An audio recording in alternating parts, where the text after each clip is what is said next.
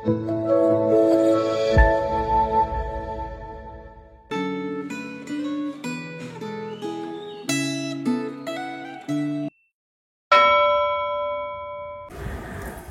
saudara yang dikasihi Tuhan, sudah 1 minggu kita memasuki tahun yang baru dan hari ini kita akan belajar firman Tuhan dengan tema Sang Administrator yang terambil dari kitab 1 Raja-Raja pasalnya yang keempat.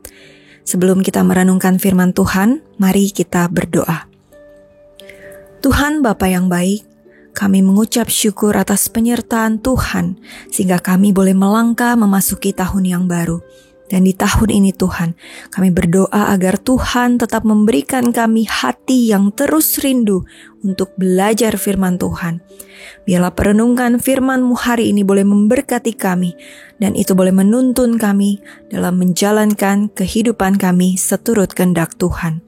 Hanya di dalam nama Tuhan Yesus, kami berdoa. Amin.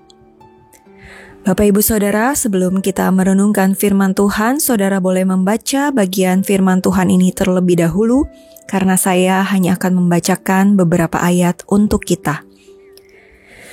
Saya akan bacakan ayat yang pertama hingga ayatnya yang ke-7. Salomo menjadi raja atas seluruh Israel.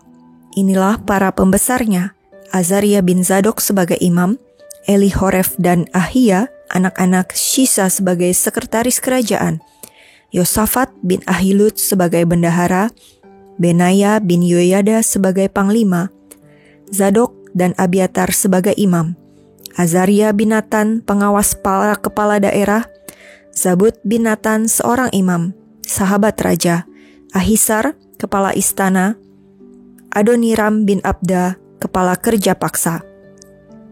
Salomo mempunyai 12 orang kepala daerah atas seluruh Israel. Mereka harus menyediakan bahan makanan bagi raja dan seisi istananya. Masing-masing menanggungnya selama sebulan dalam setahun.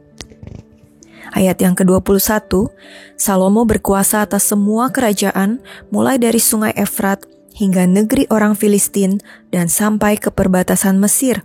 Mereka menyampaikan upeti dan takluk kepada Salomo seumur hidupnya. Ayat yang ke-29, Allah memberikan kepada Salomo hikmat dan pengertian yang sangat dalam, serta akal budi yang luas seperti pasir di tepi laut. Demikian pembacaan firman Tuhan. Bapak Ibu Saudara, Raja Salomo adalah seorang yang cakap mengatur pemerintahan.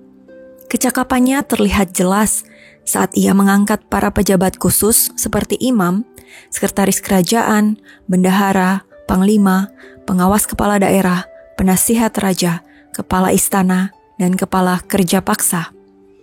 Pengaturan yang dilakukan Raja Salomo ini penting bagi keberlanjutan pemerintahan berikutnya.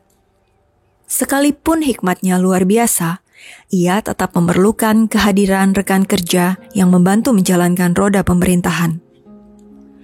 Salomo memperlihatkan pengaruh kepemimpinannya yang kuat. Dampak kepemimpinannya terlihat dari fakta bahwa wilayah kekuasaan bangsa Israel semakin luas, mulai dari sungai Efrat sampai negeri orang Filistin dan sampai ke tapal batas Mesir. Selanjutnya ayat 34 menyebutkan, orang-orang dari segala bangsa pun datang untuk mendengarkan hikmat Salomo. Kekaguman mereka membuat raja-raja yang ada di sekitarnya tunduk dan takluk kepada Raja Salomo, serta membayar upeti yang besar kepadanya. Sungguh menakjubkan bahwa Allah memberkati Salomo dengan memberi hikmat dan pengertian yang sangat dalam, serta akal budi yang luas yang melebihi segala hikmat orang Timur dan orang Mesir. Hikmatnya digambarkan seperti pasir di tepi laut. Pasal ini sangat menekankan pentingnya kepemimpinan yang berakar pada hikmat Tuhan. Salomo yang memimpin sebagai sang administrator merupakan cermin bahwa Tuhan ingin membawa bangsa Israel hidup dalam keteraturan, kedamaian, dan kesejahteraan.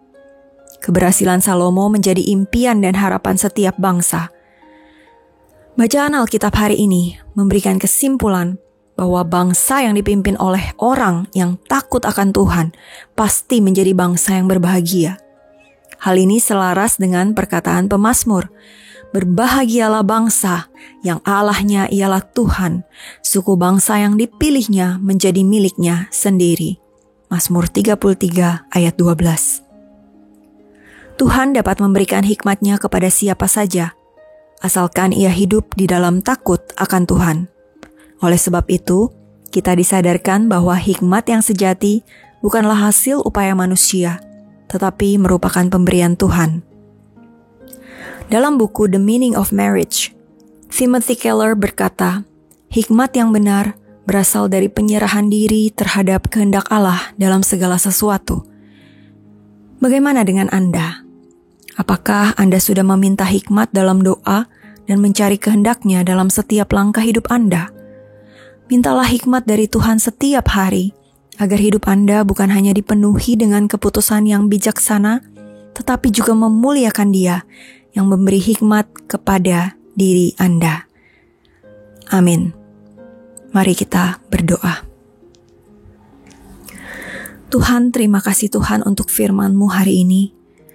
Kami boleh belajar bahwa orang yang taat dan bersandar kepada Tuhan, bersandar pada hikmat Tuhan, Engkau akan jadikan berhasil.